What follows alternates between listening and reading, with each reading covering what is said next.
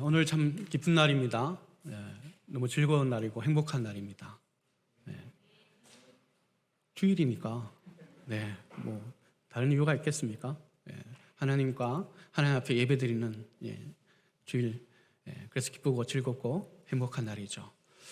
사실 뭐 마음이 조금 무겁고 또 걱정이 되는 마음으로 좀 계단을 올라오는데 우리 김건호 형제님께서 저를 향해서 두 팔 벌려서 착 안아주셔서 너무 큰 위로가 되었습니다. 그분이 제 품에 안긴다고 생각하고 제가 안아주었는데 알고 봤더니 제가 그 품에 안겨서 위로를 받고 새 힘을 얻어서 그때 문득 드는 생각이 예배도 이렇게 되었으면 좋겠다는 생각이 들었습니다. 우리 김건우 형제님 표정이 나는 누군지도 몰라요. 근데 그냥 두 팔 벌려서 계산도 하지 않고 누군지 걱정도 하지 않고 그냥 뛰어들어서 안기는데 참 우리가 주님의 품에 그런 안기는 그런 예배가 되었으면 좋겠다.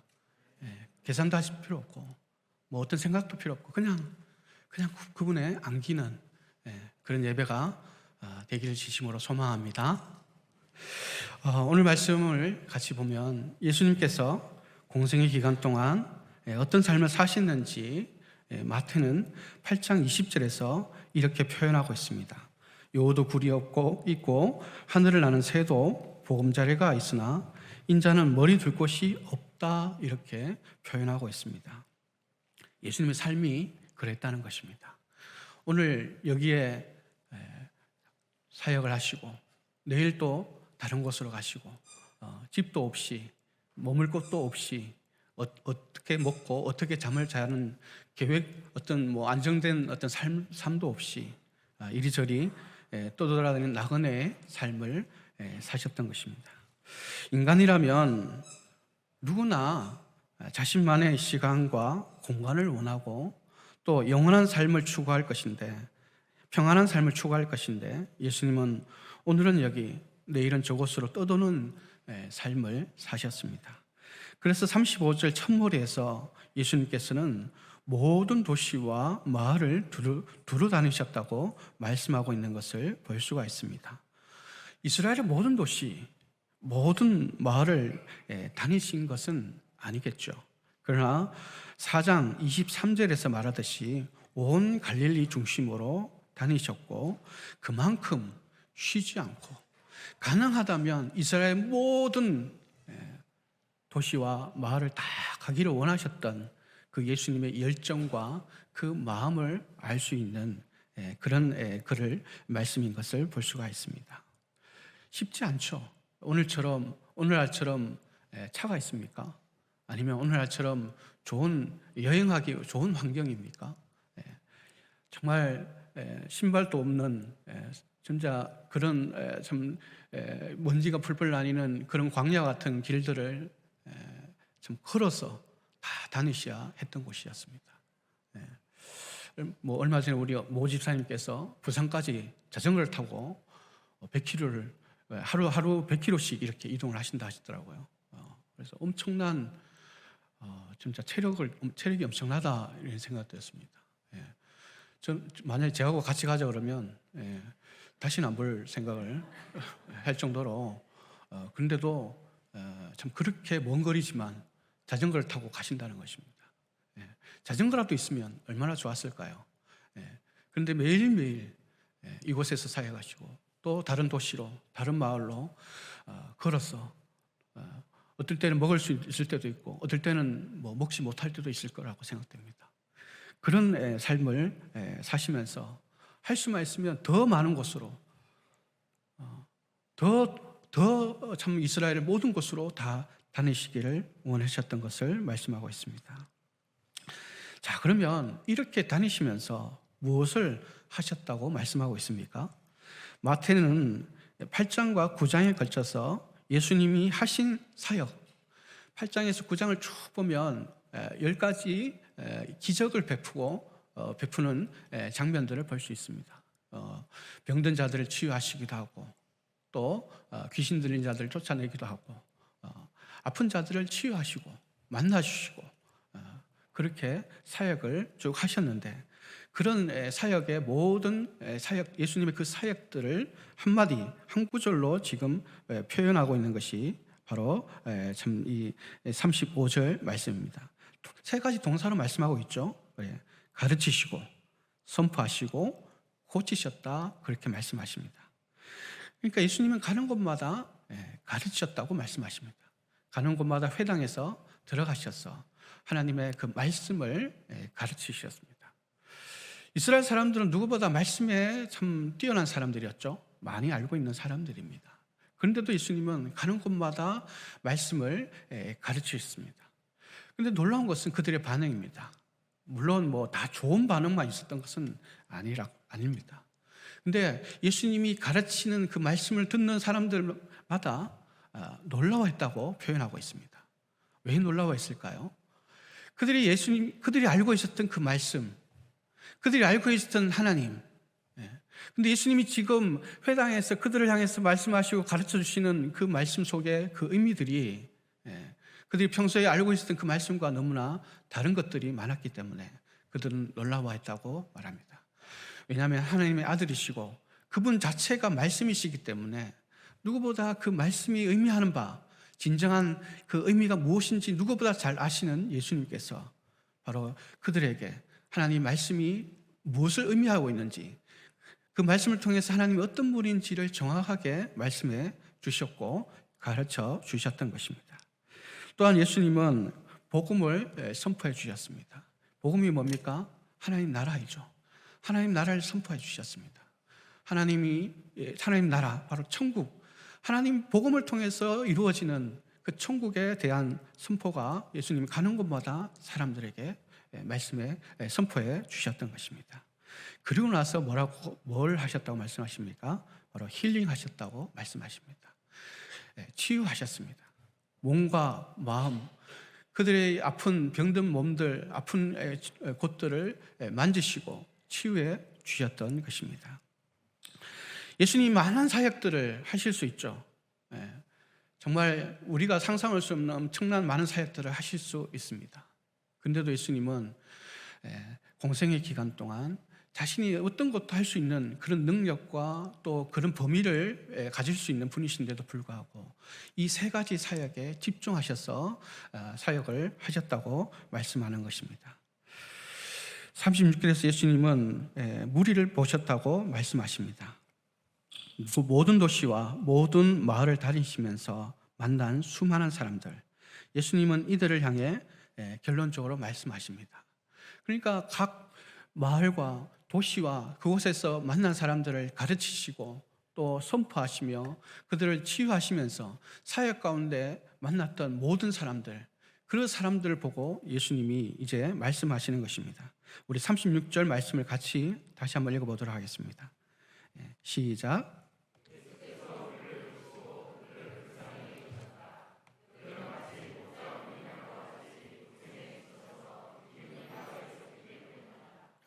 예수님이 무리를 보셨다라고 말씀하시는데 그냥 단순히 그들의 어떤 상태만 보신 것이 아니라 원어에서 보면 그 본질을 보셨다고 말씀하시는 것입니다.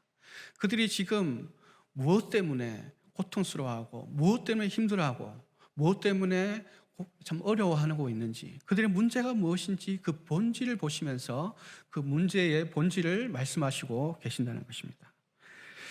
예수님이 무리를 보셔서 그 본질을 보시면서 그들의 처한 환경이나 그들이 직면한 상황만이 아니라 그 무리들의 그 본질적인 문제를 보신 것입니다. 그리고 그들을 뭐라고 말씀하십니까? 불쌍히 여기셨다라고 말씀하십니다. 무엇 때문에 그렇게 말씀하십니까? 그들이 불쌍히 여긴 불쌍한 점이 무엇 때문에 불쌍합니까? 병들어 있기 때문입니까? 굶주린 가운데 있기 때문입니까? 무엇이 없기 때문입니까? 그렇게 말씀하시지 않고 그들이 목자가 없기 때문에 불쌍하다고 말씀하셨습니다. 여러분, 양이란 동물을 아마 잘 아실 것입니다. 양은 목자가 없으면 아무것도 할 수 없는 것이 바로 양입니다. 양은 목자가 없으면 길을 잃죠. 방향 감각이나 좋은 시력이나 뛰어난 체력이나 그 무엇도 가지고 있지 않은 양은 그가 살 수 있는 길은 오직 목자를 만나고 그 목자의 인도함을 받는 것이 양이 살 수 있는 유일한 길이 바로 그것입니다. 그런데 그런 목자를 잃어버리고 없게 되면 종국에는 낭떠러지에 떨어져 죽거나 또 다른 짐승들에게 밥이 되어 죽게 될 것입니다. 36절 마지막 부분에서 이를 두고 뭐라고 하십니까? 목자가 없어서 불쌍한데 이들의 모습을 보면서 예수님이 고생에 지쳐서 기운이 빠져 있다고 표현하고 있습니다. 고생에 지쳐서 기운이 빠져 있다. 뜨끔하신 분 계십니까? 우리 옆에 한번 모습을 한번 보십시오. 혹시 고생에 지쳐서 기운이 빠져 있지는 않습니까? 목자가 없으면 바로 정말 삶에 찌들어서 고생하고 그래서 기운이 빠져버린다고 말씀하십니다. 예수님은 이 무리들이 어떤 상태인지 잘 알고 계셨습니다. 로마의 식민지 아래서 착취당하고 있었습니다. 오랜 가뭄으로 인해 양식이 없어서 굶주린 가운데 있었던 사람들도 있었습니다. 온갖 질병으로 인해 절망 가운데 있었습니다. 각종 귀신 들린 자들이 나타나면서 희망을 찾을 수 없는 인생들이 있었습니다. 그래서 이들은 삶을 살아가는 것이 고생이었습니다. 하루하루 살아가는 것이 고생이었습니다. 고생 더 하니까 결국은 아무런 희망도 소망도 없이 날마다 절망 가운데 살아갈 수밖에 없는 그런 인생을 살아가고 있었습니다. 그런데 예수님이 이들을 불쌍히 여기신 것은 이런 상황만을 두고 말씀하신 것이 아니었습니다. 이들의 이 처한 환경과 상황을 아신 예수님께서 이들을 정말 불쌍히 여기신 것은 목자가 없기 때문이라고 말씀하십니다. 어떤 절망적인 상황이 있더라도 또 고통스러운 상황이 있더라도 정말 희망이 없는 그런 상황이 있더라도 오늘 말씀을 반대로 보면 목자만 있으면 그런 상황과 형편은 능히 이길 수가 있게 될 수 있다는 것입니다. 왜냐하면 목자이기 때문에 그렇습니다. 소망이 없는 인생의 고생스러움에서 희망을 주고 길을 잃어 어디로 갈지 몰라 방황하는 이들에게 길을 알려주는 그런 목자, 병들어 고생하는 이들을 싸매어주고 치료해 줄 수 있는 그런 능력 있는 목자, 배고픈 이들에게 함께 먹자고 나눠줄 수 있는 그런 목자가 있었다면 이들이 그렇게 절망스러운 상황 가운데 있더라도 그 절망에서 얼마든지 벗어날 수 있게 되었을 것입니다. 예수님이 안타깝게 여기신 것은 그런 그들이 굶주린 가운데, 배고픈 가운데, 질병 가운데, 귀신 들려서 고통스러운 가운데 있는 그것이 아니라 거기서 벗어날 길이 없는, 그렇게 거기서 벗어나서 희망을 주고 소망을 주고 낫게 해주고 치유해 줄 수 있는 그런 목자가 없다는 것, 그것이 그들을 향해서 불쌍히 여기신 예수님의 마음이었던 것입니다. 예수님은 이들에게 진정 있어야 할 목자가 없는 것이 너무나 불쌍히 여기신 것입니다. 물론 불쌍히 보신다는 것은 단순히 동정이 아닙니다. 개역개정에서는 민망히 여기신다고 말씀하고 있습니다. 이 말은 창자가 끊어지는 아픔을 느끼셨다는 것입니다. 그들을 불쌍히 여기시는데 아이고 그래 좀 불쌍하네, 좀 도와주고 싶네, 뭐 이런 것이 아니라 그들의 그 아픔과 고통이 더 큰 아픔과 더 큰 고통, 창자가 끊어지는 그 아픔을 예수님은 느끼셨다고 말씀하는 것입니다. 단순히 그냥 불쌍한 동정이 아니라 그들의 그 참 내면 안에 있는 그 고통이 예수님 자신의 고통으로 창자가 끊어질 것 같은 엄청난 그 고통의 마음을 같이 느끼셨다고 말씀하시는 것입니다. 예수님은 바로 이런 이들의 진정한 목자로서 그런 마음을 가지고 있었던 것입니다. 여러분은 이런 목자가 필요하지 않으십니까? 어떤 프로그램에서 참가자 여러 명이 지금 자신이 가장 듣고 싶은 말이 뭔지를 정하고 그 한 사람을 향해서 돌아가면서 그 말을 외쳐주는 장면이 있었습니다. 여러 명이 각자가 이제 지금 내가 듣고 싶은 말을 가운데 그 사람을 놓고 그 사람이 듣고 싶은 말을 주변의 사람들이 돌아가면서 막 이렇게 외쳐주는 것입니다. 근데 한 사람이 지금 내가 듣고 싶은 말이 넌 잘하고 있어. 이 말을 듣고 싶다고 했어요. 그래서 이제 이 사람을 가운데 두고 주변의 사람들이 막 돌아가면서 만약 저한테 그러면 인서가 넌 잘하고 있어. 또 다른 사람이 인서가 넌 잘하고 있어. 넌 정말 잘하고 있어. 넌 정말 잘하고 있는 거야. 한 사람씩 이렇게 돌아가면서 외치자 가운데 그 말을 듣는 사람이 울기 시작을 합니다. 그러자 그 가운데 있는 사람이 우니까 또 그 말을 외치고 있는 사람도 눈물을 글썽이면서 그 말을 외쳐주는 것입니다. 저는 이 장면을 보면서 그가 참 이 한마디에 얼마나 목말라하고 있었던가. 주변에 이 한마디를 해주는 사람이 없어서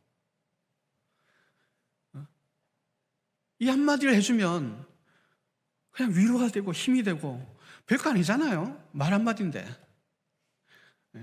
그에게 뭐 빚을 갚아줍니까? 뭐 엄청난 뭘 해줍니까? 그냥 말 한마디예요. 근데 그 한마디를 그는 목말라 했던 것입니다. 그 한마디, 누군가가 나에게 넌 잘하고 있어. 그 한마디를 듣고 싶었고 그 한마디에 목말라 하고 있었던 것입니다. 다른 말로 하면 그의 그 내면 안에 있는 그를 이해해주고 그의 관심을 가져주고 그를 향해서 정말 관심을 가져주며 그와 함께 해줄 수 있는 존재, 그런 존재가 없었다는 것입니다. 누군가가 나를 알아주고 공감해주고 함께 해주는 그런 존재, 나의 외로움을 녹여주고 피폐해져가는 마음을 따뜻하게 해줄 수 있는 그런 존재, 그런 존재가 참 여러분 필요하지 않습니까? 우리 같이 사는 부부도 사실은 참 그렇게 될 때가 그렇게 있으면 좋죠. 엄청 좋습니다. 근데 참 인간의 한계라는 게 그런 것 같습니다. 20년, 30년 같이 살아도 아직도 이해되지 않는 부분이 참 있어서 그래? 그랬어? 뭐 이런 반응이 참 되게 될 때가 있습니다. 사람의 한계인 것 같습니다. 아무리 그 사람에게 관심을 가지고 아무리 그에게 함께 해준다 하더라도 어쩔 수 없이 외롭고 어쩔 수 없이 고독하고 참 부족하고 뭐 채워져야 될 것이 있는, 그것이 바로 우리 인간이고 우리의 인생이 아닌가, 그런 생각이 듭니다. 그럴 때에 주변에 정말 완전히 나를 이해하고 채워줄 수 있는 존재가 누가 있겠습니까? 여러분, 우리 그런 존재가 바로 있다고 성경은 말하고 있습니다. 우리 다 같이 요한복음 10장 11절 말씀을 같이 한번 읽어보겠습니다. 시작.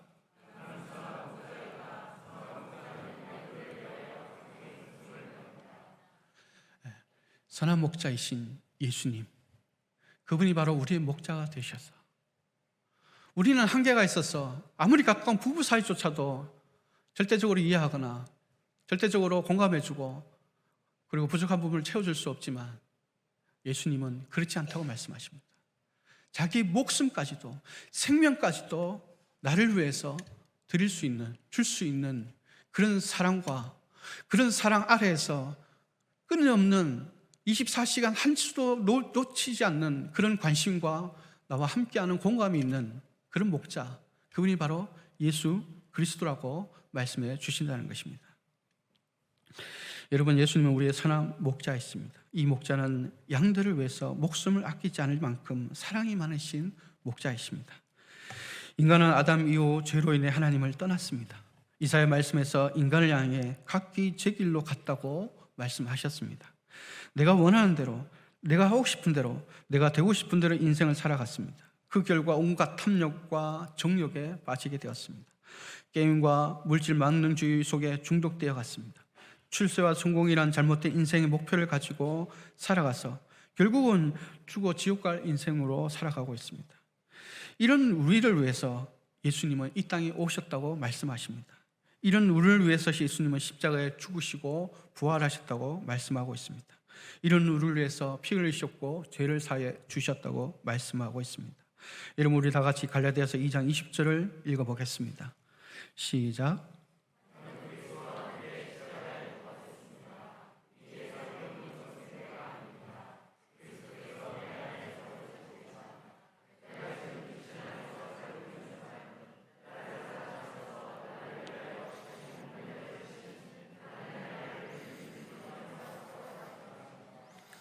(2000년대) 예수님 십자가에 죽으실 때에 나의 모든 죄를 대신하여서 내가 예수님과 함께 죽었다고 말씀해 주셨습니다. 이제 내가 사는 것은 내가 아니라고 말씀해 주십니다. 그리스도께서 내 안에서 살고 계신다고 말씀해 주십니다. 그분이 내 안에서 나와 함께 살아가고 있는 것입니다. 내가 지금 육신 가운데 사는 것은 바로 나의 삶은, 이 육신 가운데 살고 있는 삶은 나를 사랑하셔서 나를 위하여 자기 몸을 내주신 하나님의 아들을 믿는 믿음 안에서 살아가는 것이라고 말씀해 주시고 있습니다. 예수님을 영접하면 그분이 내 안에서 나의 주님으로서 내 안에 살아계신다고 말씀하고 계시는 것입니다. 예수님을 믿고 영접할 때 내 안에 살아계신 그분이 바로 우리 인생의 목자가 되어 주시는 것입니다. 목자 없는 양이 아니라 목자에 있는 양이 되어서 더 이상 고생에 지쳐서 기운이 빠져있는 인생이 아니라 기운이 활활 넘치는 생명력 있는 인생을 살아갈 수 있게 되는 것입니다. 예수님 나의 주님으로 나의 목자로 영접할 때 바로 우리는 진정한 인생의 기쁨과 만족을 누리면서 살아갈 수가 있게 되는 것입니다.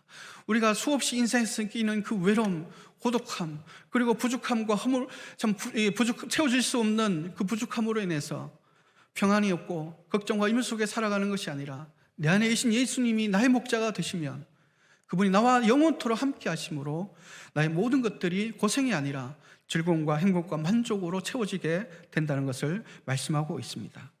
예수님을 나의 주님으로 나의 목자로 아직 영접하지 못하신 분들은 바로 지금 이 순간도 그렇고 앞으로 예수님을 반드시 나의 주님으로 목자로 영접하는 그런 여러분이 되기를 진심으로 소망합니다.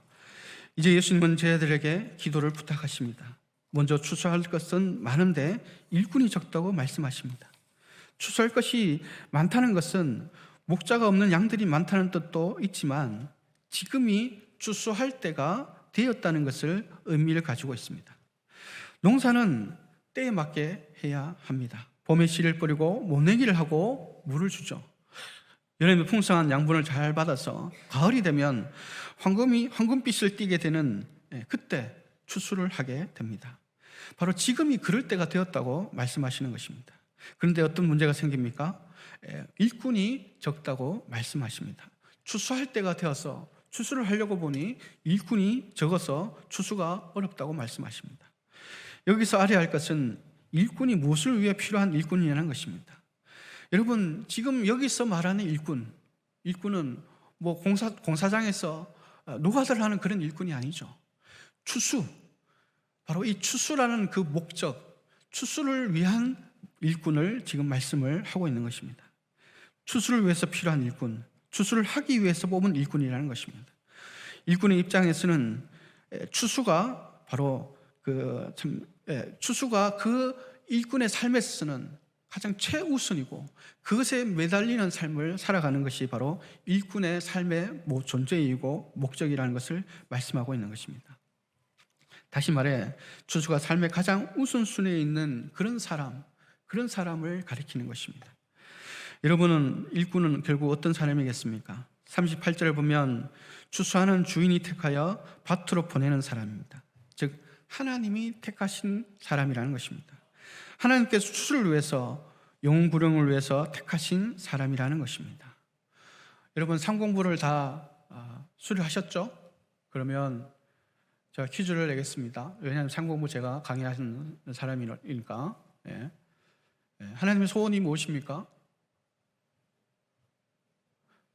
다시 등록을 해주시면 감사하겠습니다. 상공부 다시 다 등록을. 하나님의 소원 다 잊으셨어요? 우리 주일학교 아들이 다 잘하는데. 하나님의 소원이 두 가지 있다고 말씀하셨습니다. 모든 사람들이, 모든 영혼이 구원받는 것이라고 했습니다. 그리고 교회가 세워지는 것이라고 말씀하셨습니다. 퀴즈 한 가지 더 하면, 그러면 이 하나님의 소원을 이루기 위해서 삶을 드리는 사람을 뭐라고 합니까?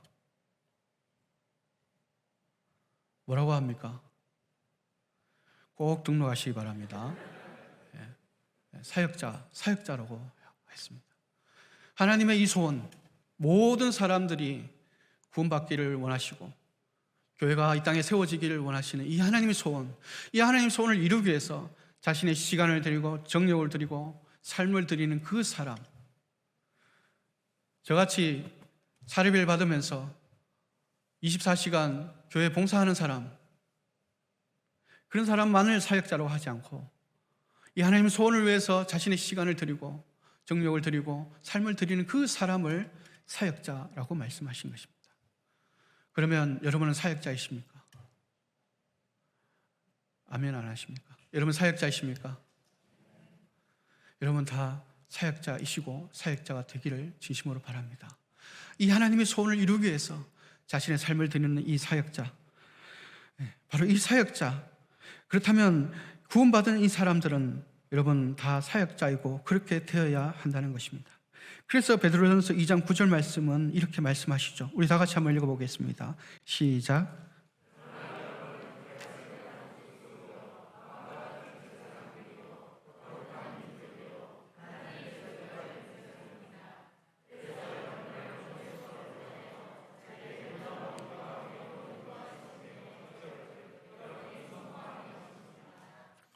다 같은 말씀입니다. 택하심 받은 족속, 왕같은 제사장, 거룩한 민족, 하나님의 소유가 된 백성, 모든 것이 다 일꾼, 바로 그 일꾼과 통일한 말씀 의미를 가지고 있습니다. 하나님은 바로 그런 우리들을 택하여 주셨고 그렇게 우리를 택하여 주셨고 바로 그런 사역자의 삶을 살아가도록 택하여 주신 것입니다. 하나님은 복음을 전하여 하나님 나라를 확장할 일꾼들을 택하십니다. 또 부르십니다. 또한 마태복음 10장을 보면 제자들을 보내 전도를 하게 하십니다. 이것은 제자들을 훈련하시는 뜻도 있지만 추수할 일꾼들을 찾고 있는 것을 말씀하십니다. 왜냐하면 하나님이 택하시지만 그 일을 우리를 통해서 이루어 가시고자 하신다는 것입니다. 하나님은 지금도 이렇게 말씀하시는 것입니다. 추수할 것이 많지만 추수할 일꾼이 없다고, 부족하다고 말씀하시는 것입니다. 그래서 우리를 사역자로 불러주셨고 우리를 일꾼들을 부르는, 일꾼들을 하나님이 택하신 자들을 불러 모으는 그런 자들로 우리를 불러주셨다고 말씀하시는 것입니다.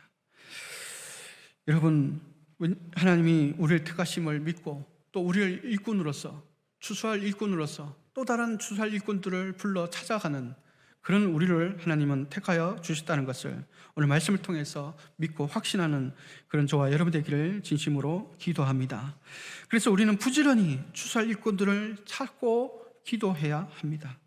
우리 교회에 추수할 일꾼들을 보내야 달라고 기도해야 합니다. 또 찾아야 합니다. 부지런히 이 시대에 하나님 택하신 일꾼들을 찾아야 합니다. 사랑하는 여러분, 코로나 시대가 겹치면서 전도도 잘 되지 않고 VIP를 두고 기도하지만 잘 되지 않고 있는 것을 잘 압니다. 참 힘드시죠? 목장에 참 모여서 기도하지만 VIP 명단을 두고 기도하지만 언제 이들이 정말 예수님을 영접하고 영혼군에서 제사 삼는 일들이 일어날까?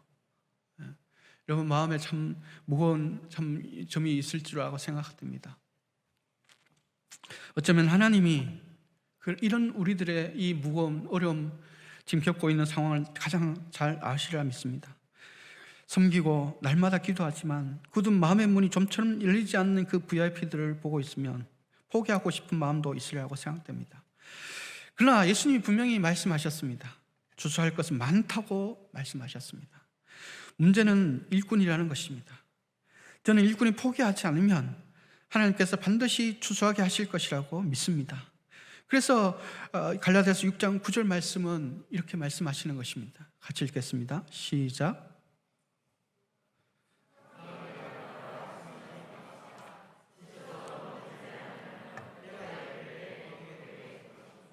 선한 일을 하다가 낙심하지 않으면 때가 이르면 정말 거두게 될 것이라고, 반드시 거두게 될 것이라고 말씀하십니다. 지쳐서 넘어지지 않기만 한다면 반드시 거두게 될 것이라고 말씀을 하시는 것입니다. 그래서 추수할 것은 문제가 없습니다.